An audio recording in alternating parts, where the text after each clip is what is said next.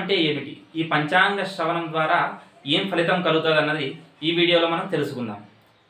తిథి వారంచ నక్షత్రం యోగం తిథ్యర్థ సంజ్ఞకం ఏదే పంచాంగ నామాని కథ్యతే ముని పుంగవైహి. అనగా తిథి, వారము, నక్షత్రము, యోగము, కరణము అను ఈ 5 అంగములనే పంచాంగం అని పిలుస్తారు. ఈ పంచాంగాన్ని ప్రతిరోజు వినాలి లేదా పఠించాలి.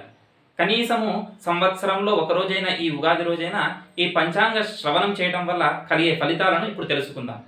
తిథేశ్చ శ్రియమాప్నోతి వారాద్ ఆయుష్యవర్ధనం నక్షత్రాత్ హరతే పాపం యోగాద్ రోగ నివారణం కరణాత్ కార్యసిద్ధి స్యాత్ పంచాంగ ఫలముత్తమం.